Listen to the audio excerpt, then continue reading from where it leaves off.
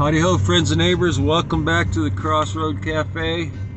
I'm going to do a different kind of video today. Actually, I'm coming to you with a pretty heavy heart today.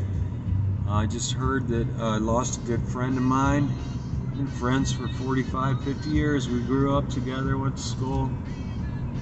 We used to hang out all the time back in the day. My friend's name was Douglas Pitman, sometimes referred to as Professor back in the day, because he liked to explain things a certain way. Sure sounded like he knew what he was talking about. He probably did. I don't think we did, but Doug probably did. He was a smart guy and good dude. Good dude. We bonded over music so much. That was our thing. We were really into music, and we listened to so much music together. We used to go to the record stores and things like that, and back when there was still a lot of cool little record stores. And I remember going to his parents' house, spending a lot of time there, and I kind of think they weren't real happy that we were spending all that time together. They treated me good though, but we were usually up to no good, I gotta admit. And we weren't hurting anybody, but we were up to no good. I can say that. We used to like to party a lot. We'd go down to a place in his neighborhood, a big long gravel drive down a hill, and a place they called the Pits, and we'd go down there and, you know, we'd have our activities. It was pretty much once or twice a week thing, and we just listened to so much music and hung out together. Sometimes I don't know proper English. That's why he was a professor and I wasn't. But Doug was a good dude. We lost touch for a while, and for a minute, I thought I was kind of too cool. We didn't hang out, and kind of drifted apart, and then we got back in touch, and Doug was like the most forgiving person. It was like we never stopped being friends. Just welcomed me back like nothing ever happened, and I'm so thankful for that. I didn't deserve that. Sometimes as young people or kids, we could be so cruel, and Doug wasn't having it. He's still my friend. So I'm thankful for that. I'm actually listening to a CD right now that one of the last times I saw him, we went to a CD store, a little record store. He's been there for years. We'd probably been back to this guy's shop in the 80s, who knows. And he's still in business, but I bought this CD last time I was with Doug. An old band called Glass Harp. Really well-known guitar player in that band, Phil Kagi, you may have heard of him. And I didn't know my friend Doug. He was elder at his church. I'm so impressed with that and thankful for that. And I know we talked about God a little bit, and pretty sure Doug is a believer, I'm a believer, so I know that I'll see him again someday.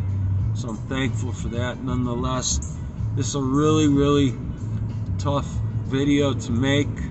I'm driving through the park because he liked to go hiking and bicycle riding, and I thought it'd be apropos to go through the park. And we grew up in the Cauga Valley National Recreation Area, and we used to drive through there all the time. I can't tell you. We probably put thousands of miles on his old Ford Fairmont, just going on our valley cruises. Doug would send me a big care package every year or two, with a bunch of CDs in the mail, just because he wanted me to bless me with, and he thought I might like some of the music. And he was right. I liked a lot of it, and I'm thankful for that. But I'm thankful for Doug being my friend. I wanted to do this video as a tribute to him because he was my friend and because he deserves it. I know Doug had some hard times through the years. He had some other health issues. He had heart problems. And he just kept at it and kept exercising and kept living his life and doing the best he could. And I heard he put up a really good fight. He had cancer. Said he didn't make it, and I have a really heavy heart today for my friend Doug. I miss him so much already. So it's hard not to get a little emotional.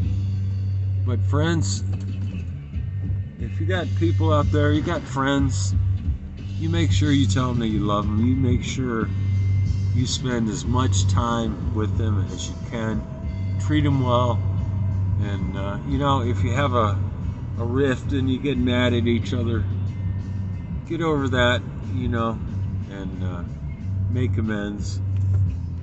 And continue your friendship. The Bible says life is but a vapor. It appears for a little while and then it fades away. So we don't know what tomorrow brings. Here today, gone tomorrow. I've lost so many friends and family over the years. I know you have too. And a lot of times we think, well, we're going to see them again, and sometimes we don't. And it's heartbreaking. This is heartbreaking for me. I didn't know Doug was that sick. I wish I could have seen him again. I really do. I hope he knows that I love him. I think he did. And one of the last things we did together too, we went to a concert, and one of our favorite artists that we listened to for years. It was such a blessing. We went up to Cleveland to see him, and Doug, like I said, Doug was into trains, and so we took, I guess, I don't know if it was a metro or something. Doug knew just what he was doing. Took a metro up there. We didn't have to drive downtown and deal with any of the parking or anything. And it was such an awesome experience. I know we both had a great time. And I'm so thankful that we got to do that. So friends, I just want to thank you for stopping in the cafe today. Remember, love your friends and family, and don't take anything for granted. This life is a gift and it's precious. Thanks for stopping in the cafe.